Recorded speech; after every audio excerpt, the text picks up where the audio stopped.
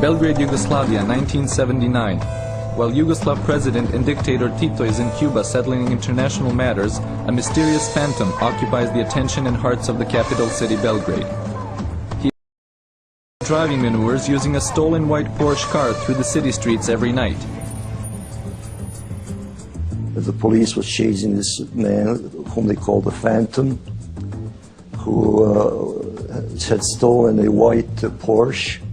Nobody could, he just would appear all of a sudden. That's what I could read from the newspapers. He would appear all of a sudden and have the police chase him through the middle of the city. Then I heard the sound. It was first that I heard a sound, and suddenly behind a corner from Takovska Street showed up a Porsche, incredible speed, run in a counter direction. Because the streets is two sides, it's a boulevard divided in the center. So with the trams, the tram rail, and then driving in a reverse direction, opposite direction. He was driving and he was driving with incredible speed, run to 1, 2, 3, 4 red lights, and I disappear. Simply disappear. Somewhere in the dark. It was incredible. It happened in a couple of seconds. I just had even not time to spot him. A few minutes later, a police patrol in all this, Fiat 1300, it's military cento, Fiat, they show up, driving like this, holding their caps, it was there. Then I saw that something has happened. He was a one-man party in a way, without any specific written agenda. But he was protesting against the system, as I understood it. He never said this outright. I understood he was protesting against the system by doing the stunt driving around Belgrade. Belgrade at that time situation was pretty boring. The social life was organized, like everything else, by the rulers of that time, by the party, by the television, by the means which were very short of that time. The Phantom becomes a collective entertainment, and even more than that, a socio-political revolt. We were expecting him. Now it was an expectation that he will show up. He never fooled us. He was there every night. He was there every night for us. At least one circle around the Slavia, and then disappeared.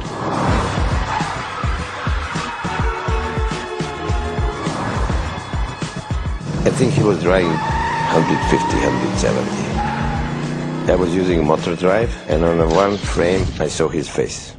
I developed a picture, and I said, hey, there is a face. And I was happy, and I was thinking what to do with the picture. And I come to the point that it's better not to publish, because I didn't want to be responsible for what's going to happen after that. I was afraid that the police will identify him, and I didn't want to be responsible for the thing what the police can do to him.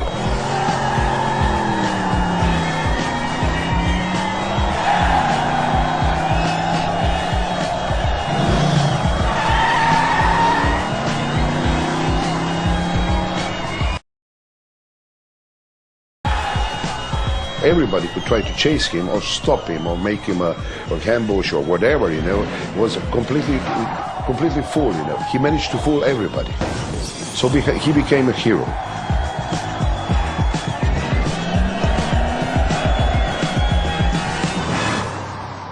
Tito was in Cuba at that time, and they didn't know what's the background. Who is the guy? Why he's doing this? And I heard, maybe it's true, maybe it's not, that they have order to get him, dead or alive.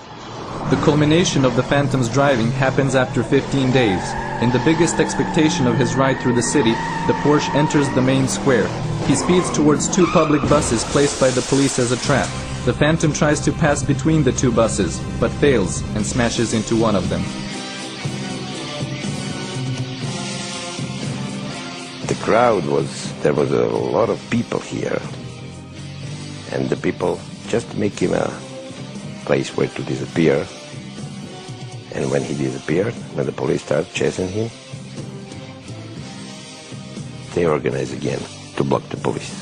The Phantom escapes. One of the girls, I still remember her name was Gina, I haven't seen her for there. She came and kissed the Porsche. She left her lipstick on a Porsche. That was the first big happening in Belgrade, with a lot of people, with a big crowd. And I think that after that something changed. I don't know what. Something changed.